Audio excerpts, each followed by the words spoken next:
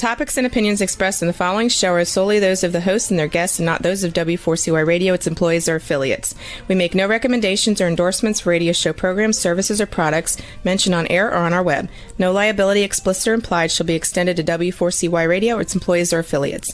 Any questions or comments should be directed to those show hosts. Thank you for choosing W4CY Radio.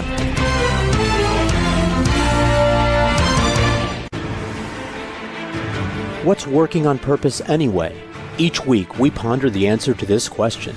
People ache for meaning and purpose at work, to contribute their talents passionately and know their lives really matter. They crave being part of an organization that inspires them and helps them grow into realizing their highest potential. Business can be such a force for good in the world, elevating humanity. In our program, we provide guidance and inspiration to help usher in this world we all want, working on purpose. Now, here's your host, Dr. Elise Cortez.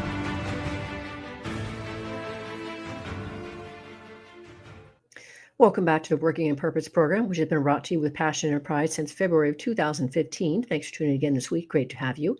I'm your host, Dr. Elise Cortez. If we've not met before and you don't know me, I'm a workforce advisor, organizational psychologist, management consultant, logotherapist, speaker, and author. My team and I at Gusto now help companies to enliven and fortify their operations by stoking their passion, meaning, and purpose of the team to align with your organizational aspirations. We do this by helping companies build a high-performance culture, inspirational leadership, and nurturing managers who meaningfully connect with their team members and coach them to develop more skills and contribute their highest performance. You can learn more about us and how we can work together at gusto-now.com and my personal site, elisecortez.com. Getting in today's program, we have Roderick Jefferson, an internationally recognized keynote and transformational speaker. He's given keynote presentations nationally and in 14 countries and understands the power of sharing real-life strategies that work. Roderick frequently presents at industry events and is the author of Sales Enablement 3.0, The Blueprint to Sales Enablement Excellence, the Sales Enablement 3.0 Workbook, and lastly, Stroke of Success, How Climbing the Ladder of Success May Be Detrimental to Your Life. We'll be talking about his obsession with climbing to success and how it ultimately culminated in him dying and coming back with a new lease on life and a message to fortify it. He joins us today from the San Francisco Bay Area. Roderick, welcome to Working on Purpose. Dr. Elise, thank you for having me. I'm absolutely honored and humbled to be here. I'm delighted as well, and we have much to share and talk about here.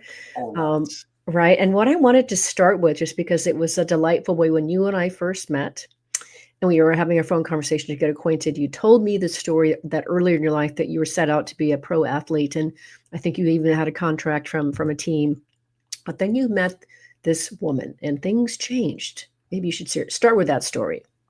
This woman, I think that's how I'm going to start referring to her. Oh no, you're going to get me in trouble. Until she kills me. Yeah, you're going to get me in trouble.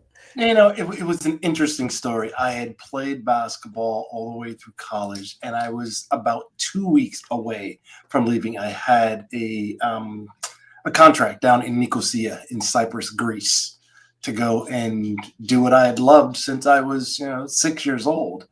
And I met her, and life changed right away. It's one of those things where you just know when it's the right person. And to say I was smitten was probably an understatement, which is the first time ever that I had actually felt this way. And so I was like, this is the one. Absolutely. So she got a chance to meet my mom. My mom said, I agree. So that cleared things up on that side.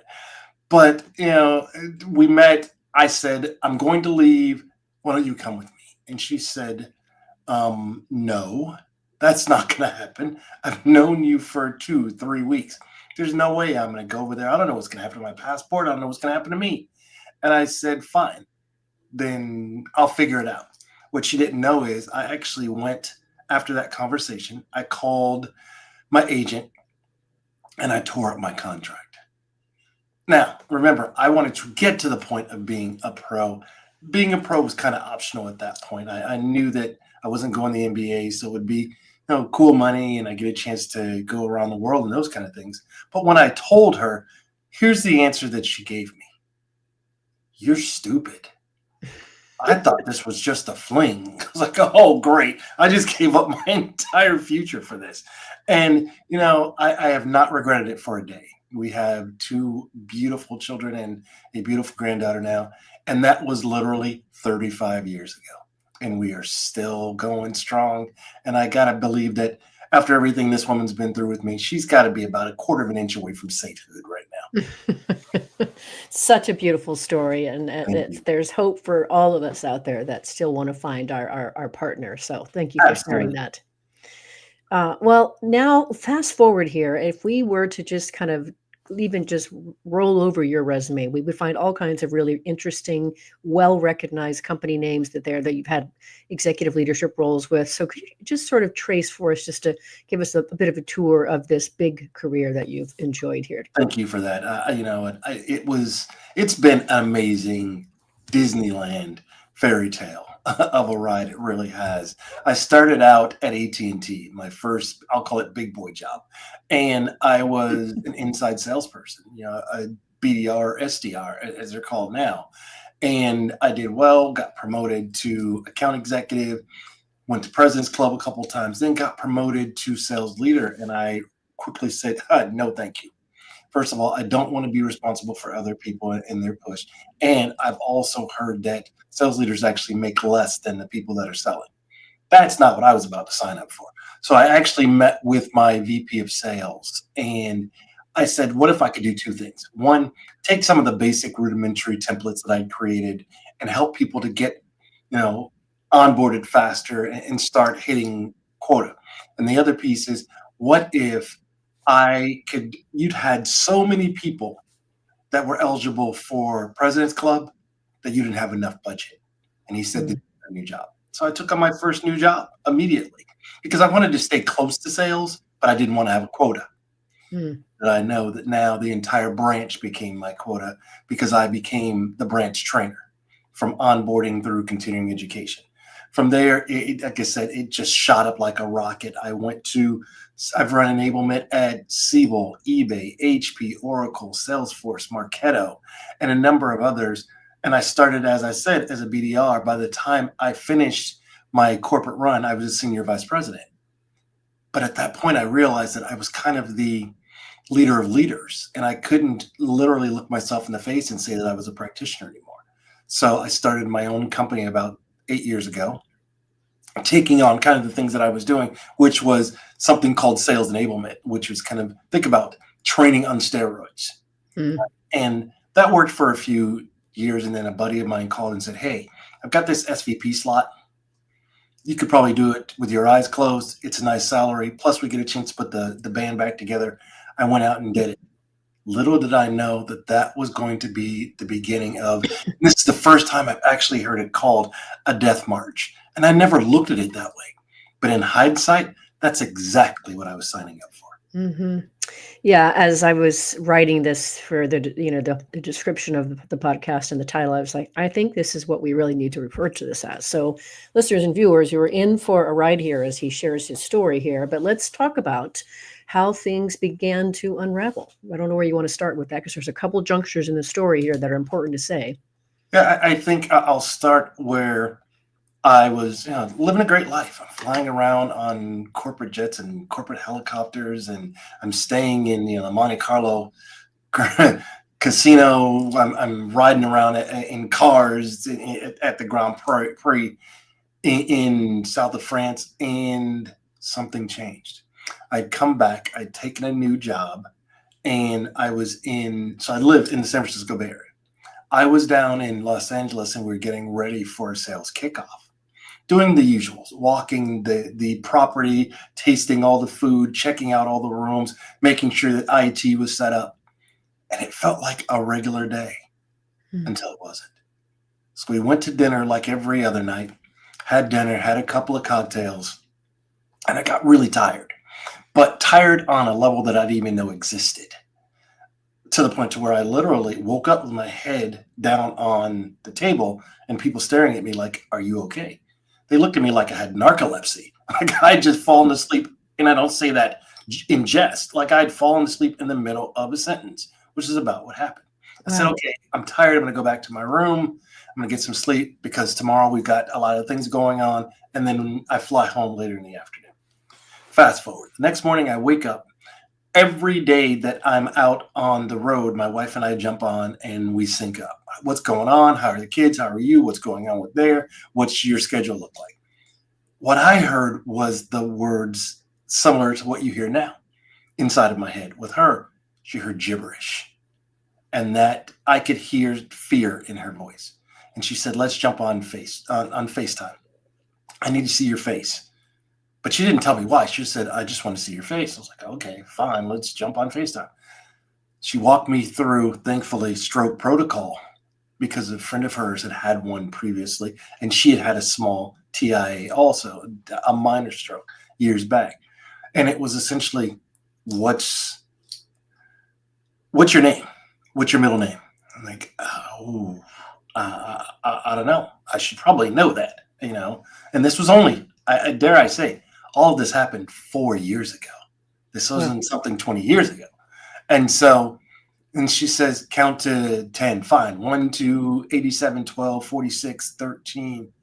Say your ABCs for me, babe. And I said, come on, seriously? A, B, X, L, Q, T, W, C, Y. And she said, babe, I need you to call. And I had one of the directors on my team was in. She said, I need you to call Tim Carlson because you're having a stroke. Now, fast forward, we get to the emergency room. They do a battery of tests. They check on me. And now I'm stuttering uncontrollably, something called aphasia medically. I can't get words out. We were there for 90 minutes, 2 hours max.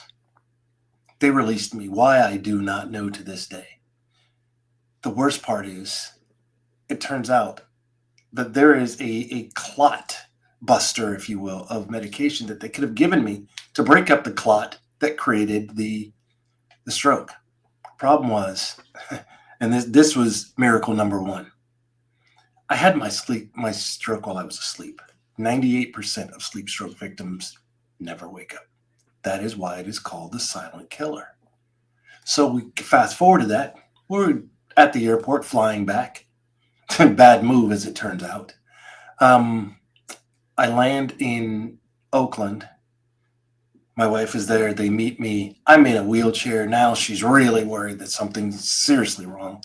And I don't remember the first 3 days in the hospital at all. So this is all based upon information from my wife. She takes me to our local hospital here in Walnut Creek. The first thing they say to her is, the man is a miracle, because between cabin pressure, altitude, and mid-stroke, he should be dead right now. So turns out my stroke was unusual. Although I was a high-profile athlete, I had been diagnosed with something called hypertrophic cardiomyopathy, which is an enlarged heart. So essentially, I've got a really big heart, but of the worst kind. Because of all the athletics, I had an excess layer of muscle around my heart. So I didn't have any blockage or anything of that sort. But what happens is the average heart squeezes at about 65 to 75% on average.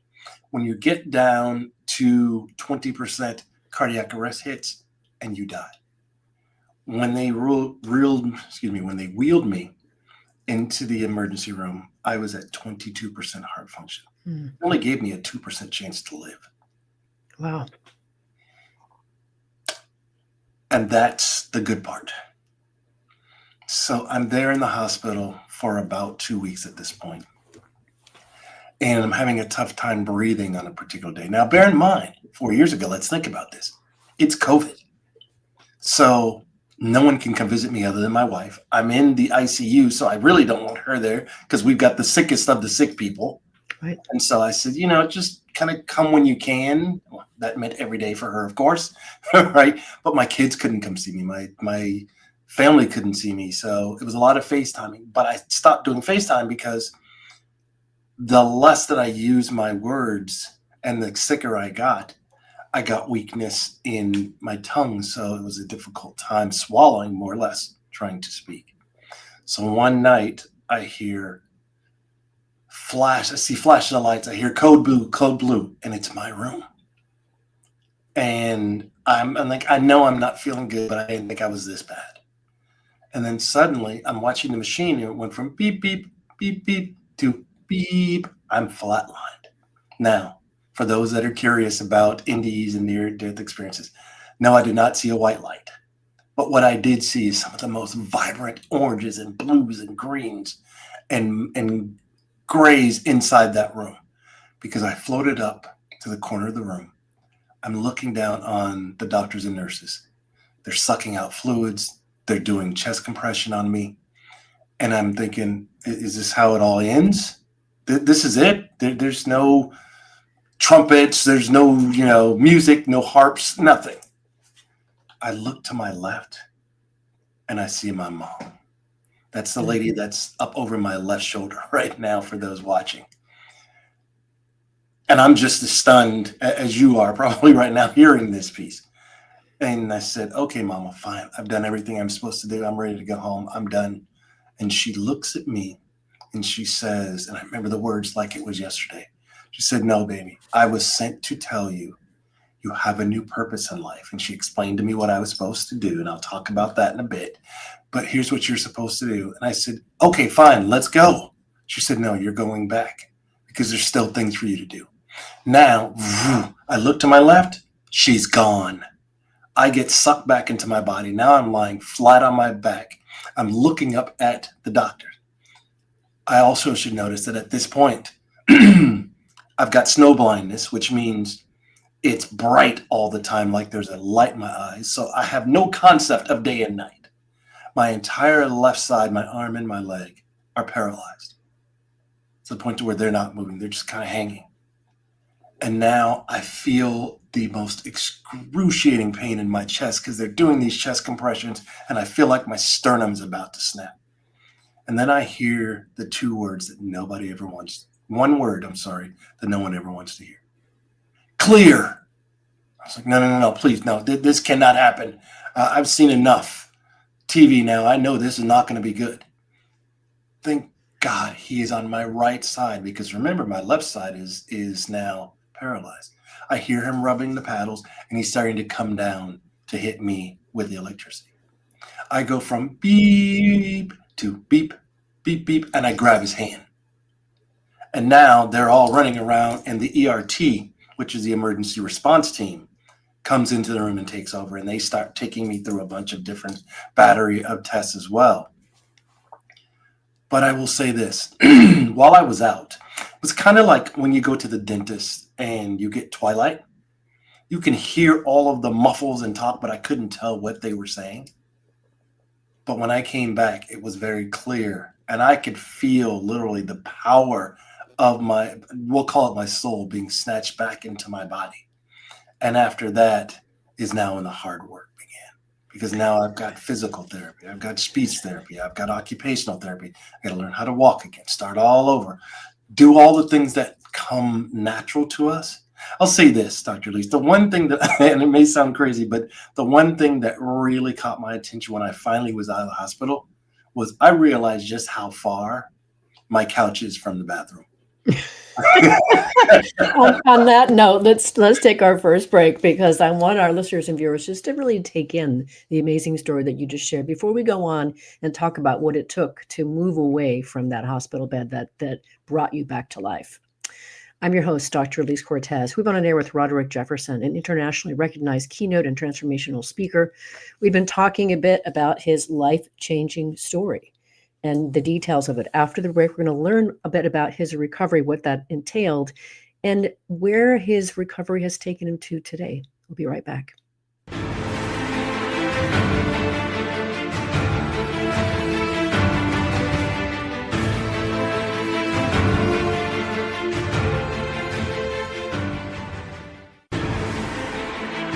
Dr. Elise Cortez is a management consultant specializing in meaning and purpose, an inspirational speaker and author. She helps companies visioneer for greater purpose among stakeholders and develop purpose-inspired leadership and meaning-infused cultures that elevate fulfillment, performance, and commitment within the workforce. To learn more or to invite Elise to speak to your organization, please visit her at elisecortez.com. Let's talk about how to get your employees working on purpose.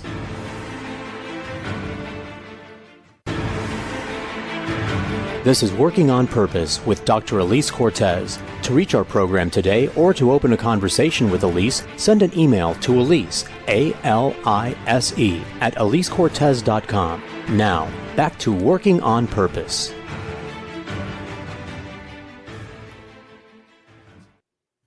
Thanks for staying with us and welcome back to Working on Purpose. I'm your host, Dr. Elise Cortez, as I am dedicated to helping create a world where organizations thrive because their people thrive and are led by inspirational leaders that help them find and contribute their greatness. And we do business that betters the world. I keep researching and writing my own books. So one of my latest came out called The Great Revitalization, How Activating Meaning and Purpose Can Radically Enliven Your Business. And I wrote it to help leaders understand today's very diverse and discerning workforce. What do they want to be able to perform their best and stay with you? And then I provide you 22 best practices to equip you to create that in your leadership and your culture. You can find my books on Amazon or my personal site, EliseCortez.com. If you are just now joining us, my guest is Stroke of Success, How Climbing the Ladder of Success May Be Detrimental to Your Life, the author of which is Roderick Jefferson. Okay, so you left us hanging talking about what it was like to be now awake and back breathing and your heart beating on that hospital bed. Let's journey forward from what recovery looks like there. And now I know there's a couple of things that happened along the way as well. There was. And one of the interesting things is, and I said earlier that I had a strong case of aphasia, or as we commonly know it, as stuttering. I found the oddest way. I was talking to one of my family members and I couldn't get words out, and it just started to frustrate me to the point to where literally for about 2 weeks I stopped talking. I just kind of I pointed and I grunted a lot until my wife in her infinite wisdom said, if you don't start using your words, you will lose them. And so something came on one of the commercials and I started singing with it. And I realized when I sing, I don't have a stutter. Now, I'm not going to make a promise that the singing was good or even remotely close to something that resembled good, because it was horrible, right? But what I had is a new way of communicating, because my stroke actually happened dead center in the middle of my speech center. Yes, for a person that gets paid to talk. I couldn't talk at all. And what I found out is the emotional center is directly next to the speech center, which meant every time someone would ask me a question, how are you doing? How are you doing bouncing back? Tell me the story of the stroke. I'd sing it for them, but then I'd instantly break into tears. Now, I have no problem sharing and showing emotion, but I never was that level of emotion filled because the brain had swollen. So now my speech center wasn't next to, it was overlapping my emotional center. So that was something that was new to me. So, and the second piece was I just started singing all the time and I would have conversations and I just found it to be odd. So I asked my neurologist, he says, oh, happens all the time because it's two completely different parts of the brain that you're using for these. So, and I thought, oh, this is cool. I bet you've never seen this. He's going, yeah, that's pretty basic. What else can you show me that you can do, kind of thing. The other piece was, and I said earlier that my mom had given me my new, and I'll call it marching orders of where I was going to go. And my new focus is what I call my 4 F's of pillars. And that is faith, family, friends, and fun. Now, the foundation of that and my anchor being faith, because I've learned, and I grew up, and I should probably share with your audience that my dad was a minister before he passed. So I grew up as a PK, a preacher's kid. Yep, that means I was good and bad on both sides of the street. And I had both sides of stories that I couldn't tell anybody. So what I found out is it was a new definition of faith. It was less about blindly believing what you're told, and it was more about radical trust, because it was the first time that, and I remember when I was younger, my mom used to say that 2 things. One, faith is never tested in good times. And I didn't understand what that meant until I went through this piece. Yeah. And the second thing I realized is faith's definition changes, because we assume, oh, okay, maybe nobody's promised tomorrow. Well, how about that when you don't have a tomorrow? You think that you can make your body respond to whatever you want it to do until you can't. And so this whole thing was all about trust. And I had to say, God, it's yours. All I'm going to do is listen and let you lead, and I'm going to follow. Yeah. And so it was about trusting that the struggle I was going on was not just shaping me, but it was changing me completely. It's believing that people have lost. I've lost her still somehow with me because my mom showed that. And I don't mean just in a dream that seems impossible, but I started to relate that to real life. Hmm. How am I going to walk again?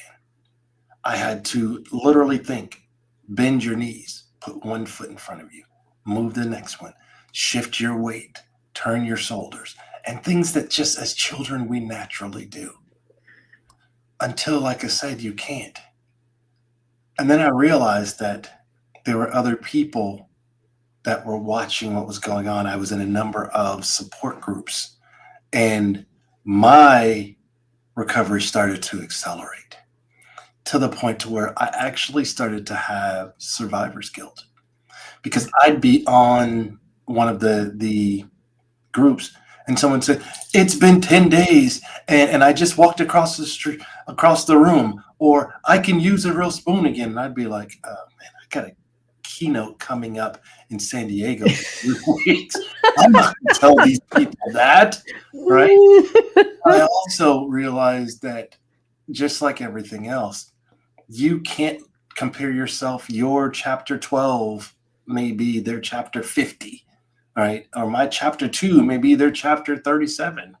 And I was going to Stanford University, and I had about 11 neurologists that were poking and prodding me because they had never seen anybody bounce back as fast as I had before. Right? And to me, it was all I knew as an athlete, as an executive, as a salesperson. And I don't say this with an ego. I expected to win. Mm. And I think that's what helped me fight back from this in that stage that I was in, was I realized that I hated losing more than I loved winning. And I was not going to let this thing beat me, because it became a you versus me situation. I also realized that what it meant when people say no one is an island. Remember, I'm home, but I'm not back, if you will. Mm-hmm. And so I still need help moving around. The paralysis has not completely come back. And so it wasn't like, people were feeding me, but they were feeding my soul. And I realized how important the smallest thing mattered. I started to put words together with my use of my visual and auditory exercises. And then they'd start to turn into a sentence. They were cheering like I won the Super Bowl. Mm-hmm. Right? I remember the first time I went out and the whole family was terrified. Trust me, so was I. The first time I got to drive my car after the stroke, I didn't know if I'd be coming back home or, I'd be going back to the emergency room again. And also you realize the definition of love changes. Families think that we love each other because we're DNA and we just have to love each other. Well, not necessarily. And you realize the difference between like and love. We can love each other, doesn't mean we like each other all the time. We literally got to become, and we refer to ourselves as Team Jefferson. And our family motto has always been, we're Jeffersons. We don't quit, no matter what. It's that last part that really stuck with me, right? Because I will say this, I started to wonder if I'd ever get back completely. Because most of us see someone and they have, and again, I try not to compare, but when we see and we hear someone had a stroke, I listen to it and I think, stroke. Like they're not going to get back. The arm is pinned against the body. There's dragging the legs behind him. That wasn't the case for me. I wasn't stuttering, but I was starting to talk again, slowly, right? Until one day I remember we were watching a college football game, and it was the day before my son's birthday coming up, right? And he had gone to go get his car washed. So that left my wife, my daughter, and myself here at the house. And I felt this sharp pain in my head. It felt like somebody was drilling nails into my head. And I am in just excruciating pain. I look up at them and they're like, "Dad, are you okay? What's going on? What happened?" And I said, "I'm not sure what happened, but I feel like myself again with this voice that you hear today." Now, you would think everybody would be so excited. "Oh my God, Dad can talk again." No. First thing my wife said was, "Get your shoes on. We're going back to emergency." She thought that maybe I had an aneurysm that had burst or something in my brain that was temporary. We went to the emergency room, take me back, and we do MRI, CT. The doctors come in and they take my original films, they put it up, and they take the films from that day on top of each other. And they were mirror images. So physiologically, nothing had changed in my brain. They couldn't explain why suddenly I could talk when I couldn't, just an hour ago. I didn't care. I'm like, it's working. But that wasn't enough. So back to the death march that we were talking about. Crazy me, what do? Oh, I'm fine. I go back to work. As an executive with a high level of stress that I have become accustomed to working at, and I'll call it the red line of stress, like I'm sure some of you out there can relate to. The problem is I wasn't as healed as I thought I was. And guess what happened? Oh no, not again. Yes, again. Thought that I'd had a second stroke. I started stuttering again.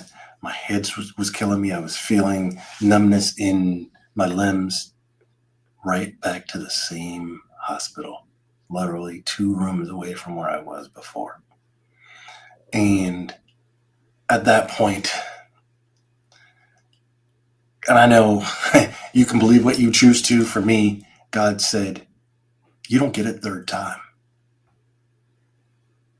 Now, you either are going to make a change now, or I'm going to take you out, because clearly you're not smart enough to handle this by yourself."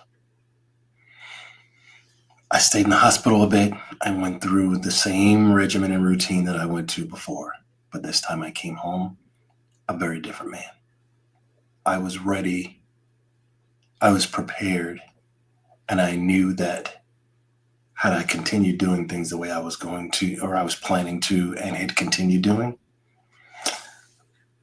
my cardiologist said, now I had my stroke, we call my stroke anniversary, October 28th, just a couple of weeks ago, 4 years ago. And so, that we're all pushing towards Thanksgiving here in the US. And then shortly after that, Christmas.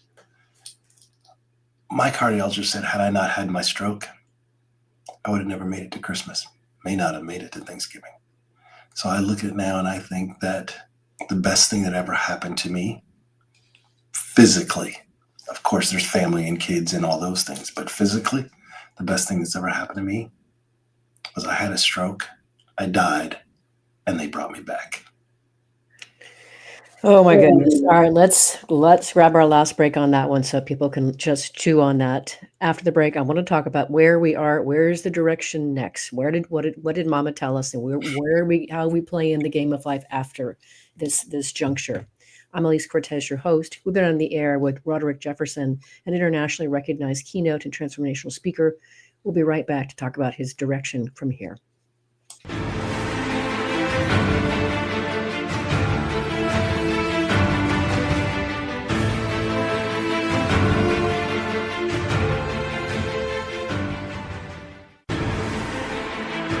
Dr. Elise Cortez is a management consultant specializing in meaning and purpose, an inspirational speaker and author. She helps companies visioneer for greater purpose among stakeholders and develop purpose-inspired leadership and meaning-infused cultures that elevate fulfillment, performance, and commitment within the workforce. To learn more or to invite Elise to speak to your organization, please visit her at elisecortez.com. Let's talk about how to get your employees working on purpose.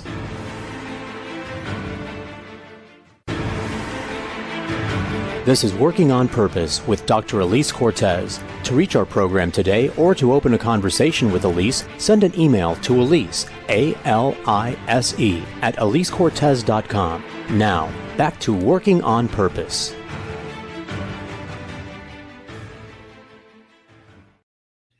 Thanks for staying with us and welcome back to Working on Purpose. I'm your host, Dr. Elise Cortez. As you know by now, this program is dedicated to empowering and inspiring you along your journey to realize more of your potential. If you want to learn more about how we can work together and learn about the Gusto Now Academy for leaders and individuals on various journeys alike, make your way to gusto-now.com and then navigate to the training tab. You can find more information there. If you are just now joining us, my guest is Roderick Jefferson, who is the author of Stroke of Success: How Climbing the Ladder of Success May Be Detrimental to Your Life. So, listener, inquiring minds want to know, what did Mama tell you you were going to be doing next? Great question. She said a couple of things. First is, I need you to make sure that you're looking out for, in her words, the invisible people. And I think during COVID, we called them, what did we call them again? My mind just flashed, sorry. But these are the folks that are your waiters and waitresses. These are the people that are The essential people? Essential people, yeah. Absolutely. Thank you. These are flight attendants, the people at the gate, all the people that you only notice when something's wrong. And she said, your job is to make sure that every one of them that you come in contact with, you give them at least one smile today that they would not have gotten had they not come in contact with you. That's the easy thing. The other piece was, you need to go out and tell everybody that will listen about what happened to you in hopes that it never happens to anyone else. And also giving them an opportunity to do what I wish I would have done. And that was, remember I said my new 4 pillars were faith, family, friends, and fun. That was the other piece. You need to start enjoying life. You're working all way too hard, son. I remember right before my stroke, I was talking to my daughter, and she said, Dad, you've done so much. You mentor people, you help out in the community, you give back, you volunteer, you've flown around the world. What do you do just for you? What do you do for fun? I looked at her and I said, what is this fun you speak of, child? And it was a half joke, but at the time I realized I really didn't do anything for me. Please, I implore you that's watching and listening to this, don't be me. You know, when we were small, fun was just a part of what we did. But it feels like the older we get, when we get this mask that we put on, because there's expectations of, I've got a title, or I'm with a company, or I've got a degree and I'm supposed to be fill in the blank. According to who are they? I've been trying to figure this out for a long time, Dr. Elise. Who exactly are they? And clearly they are not having any fun. So I don't want to be a part of them anymore. Every day, I write up my top 4 things on my whiteboard that I'm going to do professionally before I turn off my laptop. My 4th one is always one personal thing just for me. And it just completely changed my approach. Doesn't mean I work hard. I don't work nearly as hard as I used to. You're not going to find me in here at 10 o'clock at night still going. You're not going to find me here at 5 o'clock in the morning going. Because someone said something the other day that really caught my attention. I have never seen a hearse with a U-Haul connected to it. I had to stop for a sec after I laughed like you did and went, you might be onto something. I used to get upset with my team over in Europe. Like, when do you guys ever work? It's always a banker's holiday somewhere. I think they might be onto something. Mhm. I really do. I think here we have this badge of courage of, I put in 60 hours. I worked and I did this, and I'm on this committee, and my name is on this. When you die, does it really matter? No, from someone that has died. I had someone else ask me something the other day that stopped me in my tracks. If you are doing something and you're the only person that can be counted on to do it, is it really that serious and that important? Mm. It really isn't. So take your time and enjoy life, because it's not a video game. You don't get a do-over. You don't get to restart. And so to honor my mom and to get this word out, as I said earlier, I'm a keynote speaker. I've spoken in 14, 15 countries now. I was talking about driving revenue, driving productivity, leveraging AI. Those things are secondary to me now. Now, stroke of success is my new signature keynote. Why is that? Because it's about kind of highlighting that grit, that tenacity, that determination, and all of that minus self-care is a really bad imbalance and a perfect concoction for an early death. My goal now is to try and inspire positivity and promote, I'll say, a shift towards working to live rather than living to work like I was doing. If I can impact and influence and inspire just one person to prioritize mental health, emotional and physical well-being, and not have to fight through the things that I had to recover from, you know what? Mission accomplished. Because we don't put enough emphasis on self-care. And now everyone has their definition of self-care. My definition has changed. Self-care for me is not about just going to the gym and going to get a massage. It's about thinking about how this is going to impact everybody around me. It's about thinking about my 19-month-old granddaughter and the legacy in her. And I want to be able to have memories that once I'm gone, she remembers. I was talking to my wife not too long ago, and it may sound a little morbid, but hear me on. There's a method to my madness here. I said, when I do die and it's all over with, at my funeral, first of all, I don't want it to be something. I want y'all to have a party, have a good time, and really celebrate, just like we do down in Louisiana, where I'm from. We have a party. We have a Mardi Gras every time somebody dies. And I think that's the way it should be. I said, I have one rule. No one can talk about any of my keynotes, any podcast I was on, any job that I worked at, any award or accolade that I ever won.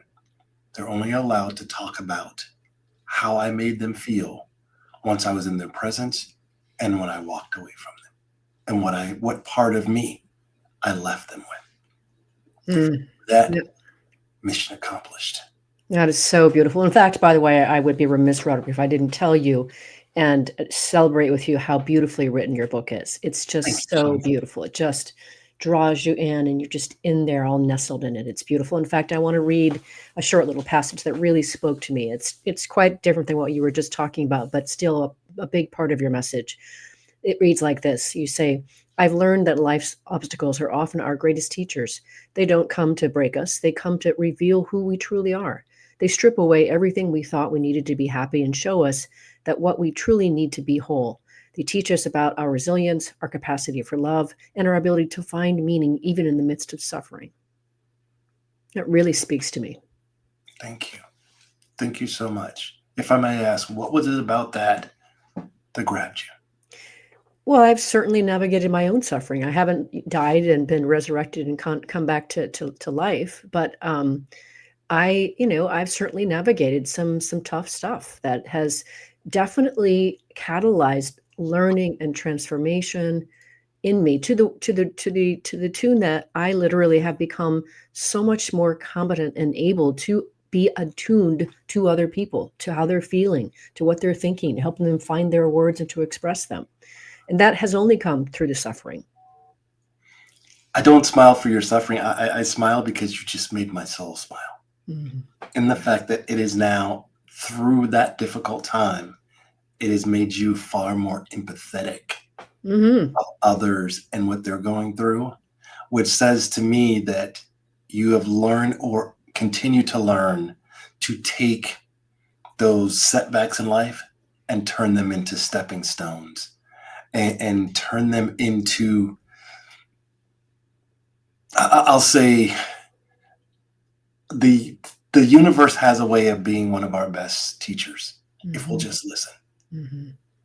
Right? A lot of times we're so focused on moving so fast that we try and drive, and I'll say drive the bus of life, if you will. And I've realized every time I try and drive that bus, I hit a tree or a wall because I'm trying to multitask. And quite honestly, multitasking doesn't actually exist because you're not focused on anything. You're just kind of randomly taking bits and pieces.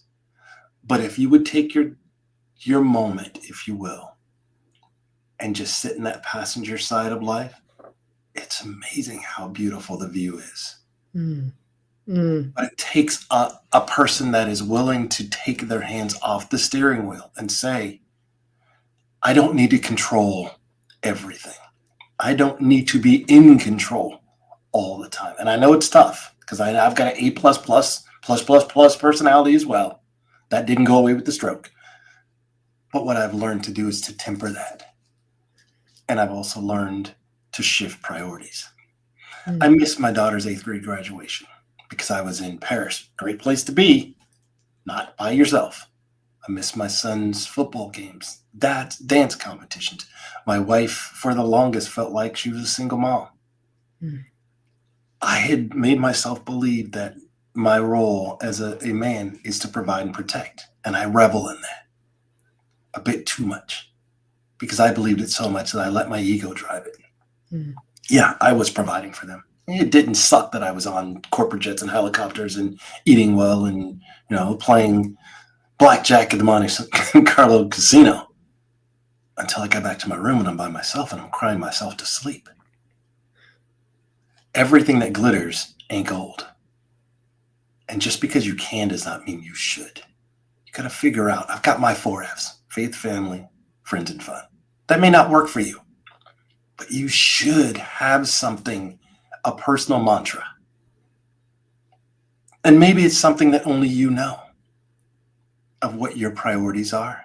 Because the moment you take your eyes off of your why, really ugly, horrible things happen.